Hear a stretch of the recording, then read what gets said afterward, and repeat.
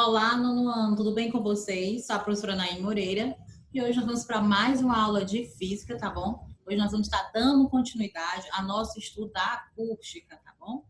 Ok? Então vamos lá. Então nós estamos, no nosso capítulo de ondulatória, né, e nós estamos continuando nosso estudo da acústica, tá bom? Hoje nós vamos estar estudando, gente, o que é a ressonância, o efeito Doppler, tá bom? Então vamos lá. Pessoal, a ressonância, tá bom? A ressonância, ela acontece quando o corpo começa a vibrar na frequência de outro, tá bom? Nós podemos visualizar o perigo desse fenômeno quando, por exemplo, um vento produz uma frequência próxima à frequência de vibração de uma ponte, ou até mesmo a marcha de um batalhão de soldados, certo? Sobre essa ponte. Nos dois casos, a coincidência das frequências poderá causar o desmoronamento da ponte. Certo, gente? Então, a ressonância, certo? Ela vai estar acontecendo quando o corpo começa a vibrar na mesma frequência de outro. Certo? Ok? Vamos agora, nós também vamos ver, gente, exemplos de ressonância, tá bom? Nós vamos ver alguns vídeos também para a gente entender melhor esse fenômeno, certo? Então, sempre lembrar que vai acontecer quando um corpo começar a vibrar na mesma frequência de outro, certo? Por isso que a gente fala aí, né, que podemos visualizar o perigo desse fenômeno quando, né, um evento, né, produz uma frequência próxima à vibração de outro, ok? Por quê? Porque pode ocorrer o desmoronamento de algo, a quebra de algo, certo? Nós citamos aí um exemplo, um batalhão de soldados marchando, certo? Numa ponte, ok? E aí a frequência produzida, certo? É próxima à vibração de frequência, certo? Da ponte, ou seja, provavelmente, né, ela vai desmoronar, ok? Vamos continuar. Efeito Doppler, certo? Pessoal, você já viu que quando uma ambulância, um carro de bombeiros com as sirenes ligadas, certo? Ou um carro comum passa por você com o som ligado, em volume alto, você percebeu uma coisa muito curiosa, e o que acontece com o som, vocês já perceberam, já pararam para perceber, certo? Gente, ó, a música ou o ruído, certo? Parece, antes do carro passar, mais rápida e aguda.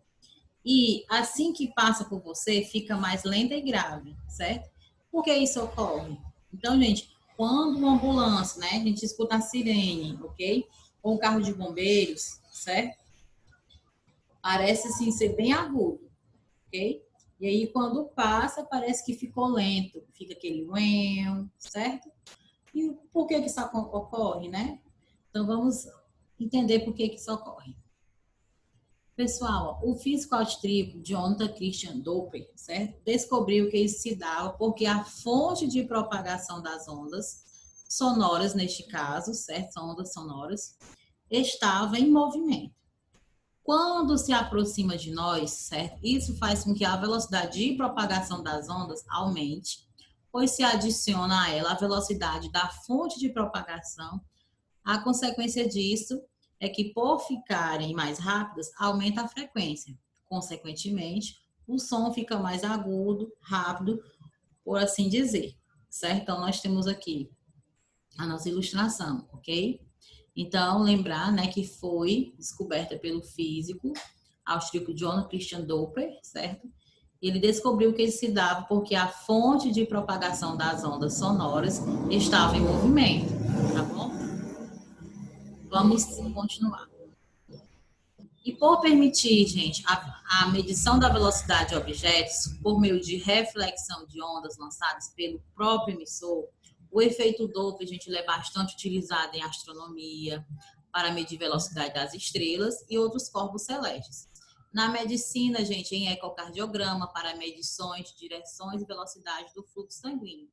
E na forma de ultrassom também, frequentemente usado na verificação da qualidade de fluxo sanguíneo materno-fetal. Olha a contribuição da física na astronomia e na medicina, né? Então, uma contribuição muito importante aí descoberta pelo Christian Doppler, né? Então, vamos continuar. A qualidade do som, gente. Então, gente, quanto à qualidade do som, certo? Qualitativamente, o som ele possui, certo? O som possui 3 atributos: a altura, o timbre e a intensidade, certo? Essas são qualidades fisiológicas do som, certo? Pois pode ser percebidas pela orelha humana, ok, gente? Então, vamos lá. Altura, que é a altura do som? A altura do som, gente, é o que nos permite distinguir um som agudo de um som grave. Quanto maior, gente, for a frequência do som, mais agudo ele será, certo? E ao contrário, quanto menor a frequência do som, mais grave o som será, ok?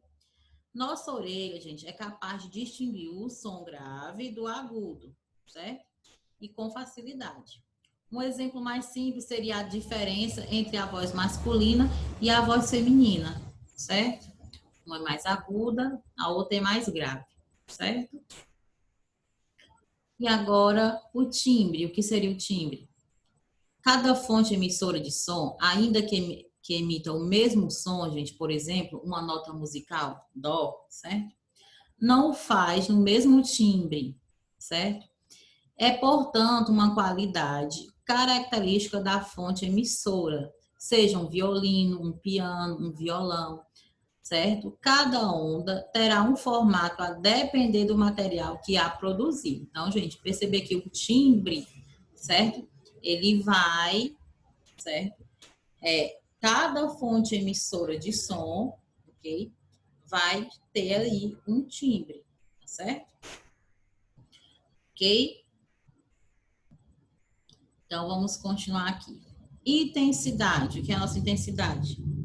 Pessoal, é por meio dela que nós podemos distinguir um som forte de um fraco, dependendo da energia com que as ondas sonoras chegam aos ouvidos. Né?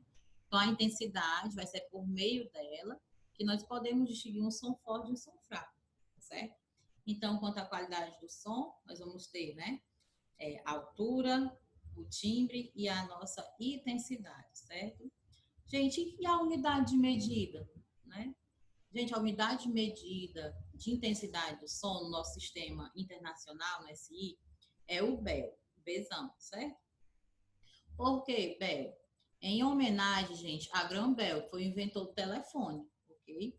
Usualmente, gente, o decibel, Dzinho, Bzão, né? O decibel, certo? Decibel é a mais viável, ok?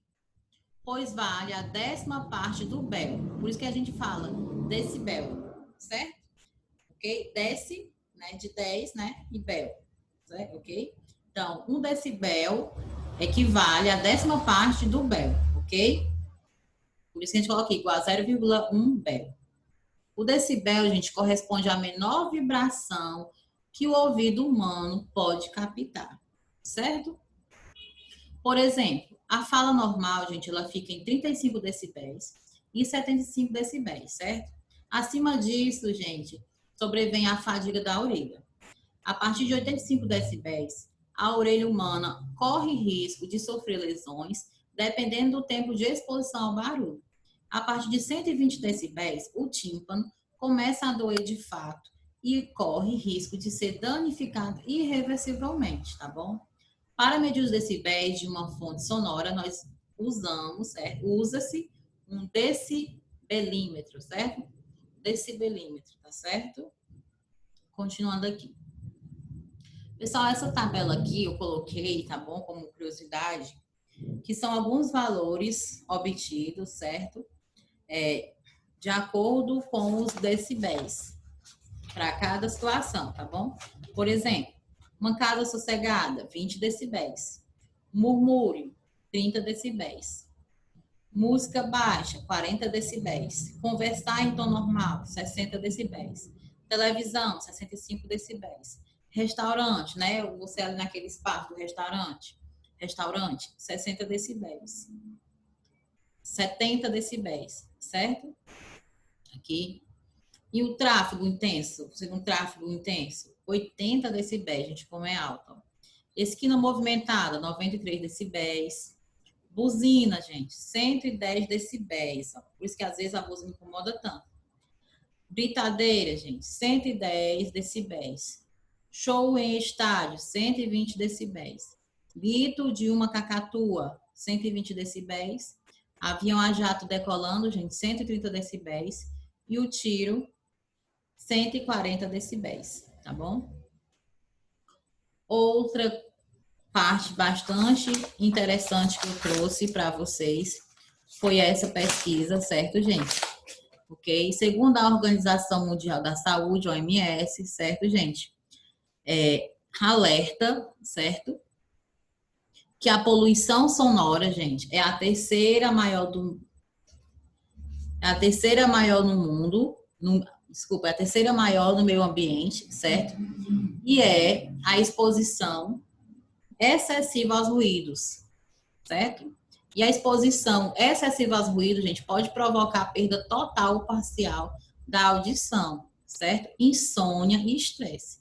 Olha, pode provocar, gente, a perda total ou parcial da audição, certo? Mas também, ou insônia e estresse, certo?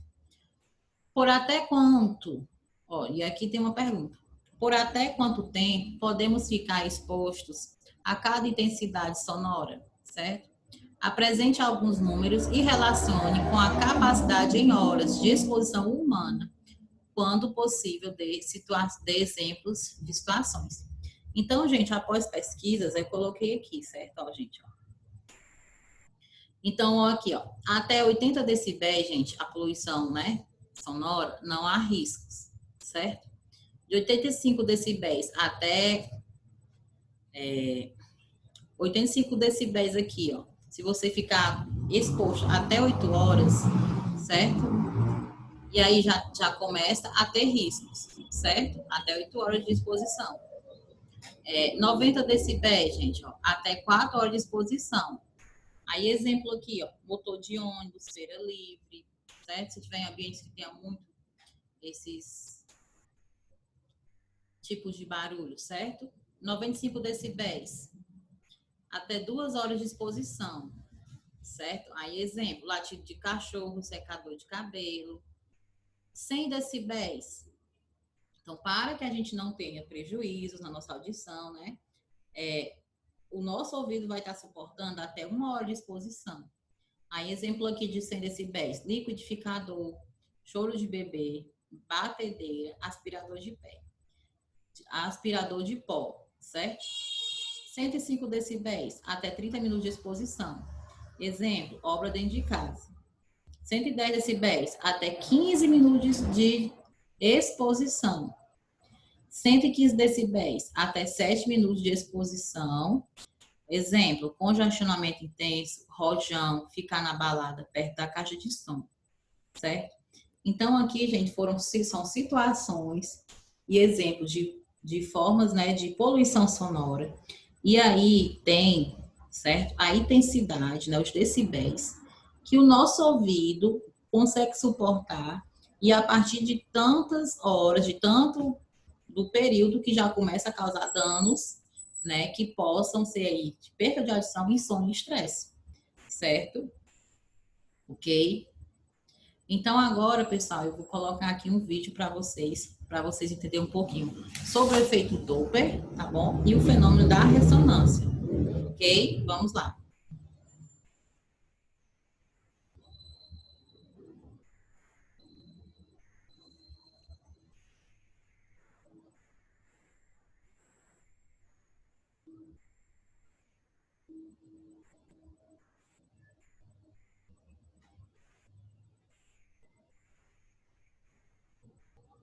Lá novamente.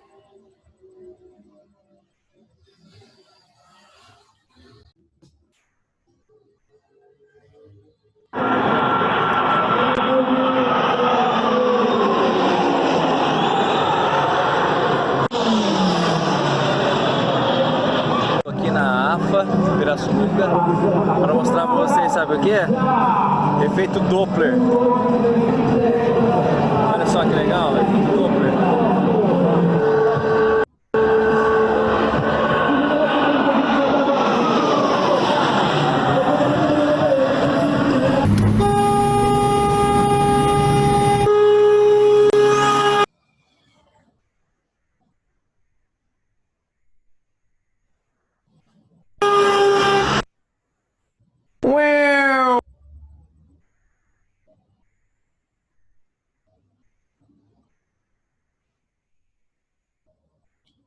Então, nós tivemos aí, certo? Nossa primeira demonstração aí que nós vimos aí, do efeito Doppler, certo? O barulho, né? Do carro, certo? Dos caças, certo? Os aviões. Então, vamos aqui para o nosso próximo exemplo, para vocês entenderem um pouquinho prático de ressonância, tá bom?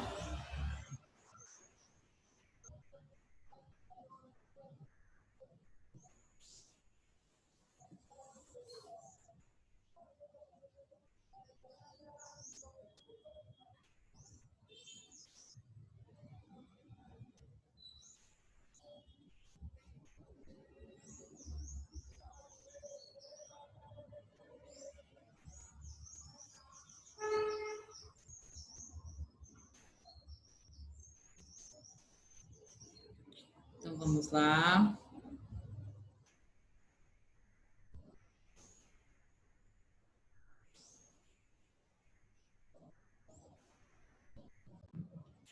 Nesse, vocês vão poder entender um pouco de exemplos, certo, da ressonância.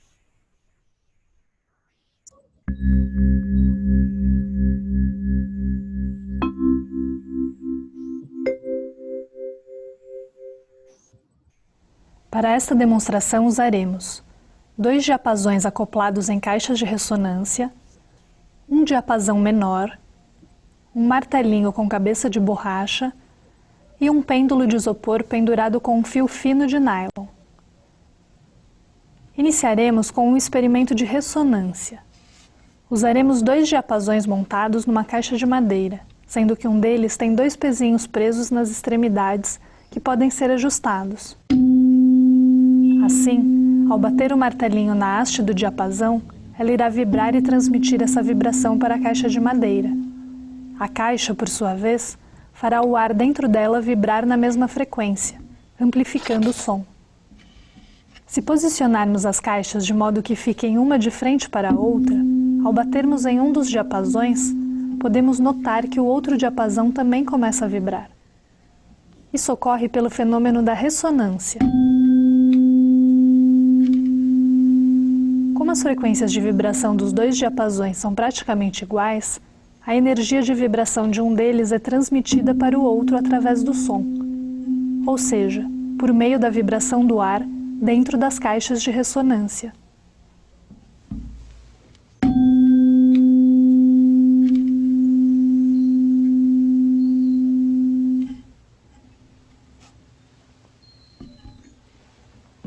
Agora vamos modificar a frequência de vibração de um dos diapasões, ajustando a posição do pezinho na extremidade.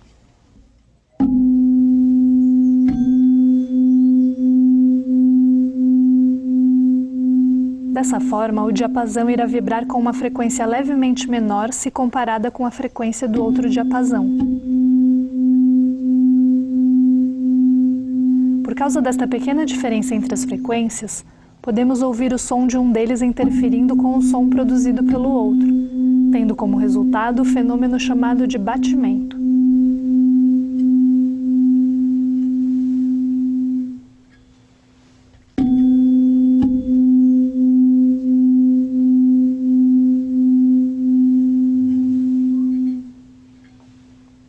Mudando um pouco mais a posição do pezinho, podemos ouvir a mudança na frequência do batimento, que fica um pouco menor.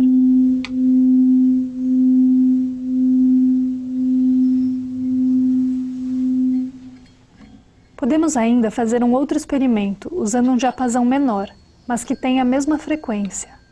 Assim, quando posto para vibrar, ele também excitará o ar dentro da caixa de ressonância que amplificará o som.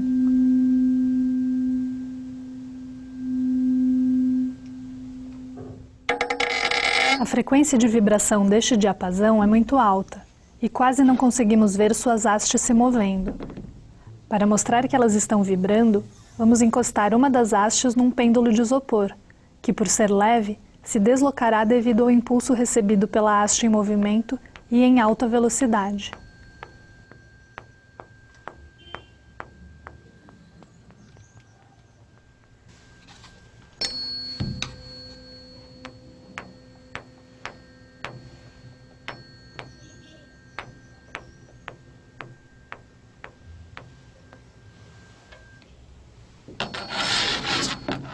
Usando o mesmo pêndulo de isopor, vamos agora mostrar que, de fato, a vibração de um dos diapasões pode fazer o outro diapasão vibrar por meio da ressonância, ou seja, haverá transmissão de energia através do som transmitido de uma caixa para a outra. O diapasão que estava parado inicialmente começa a vibrar por causa da transmissão de energia do diapasão que foi posto para vibrar, e poderá fazer mover o pêndulo de isopor, ainda que sozinho.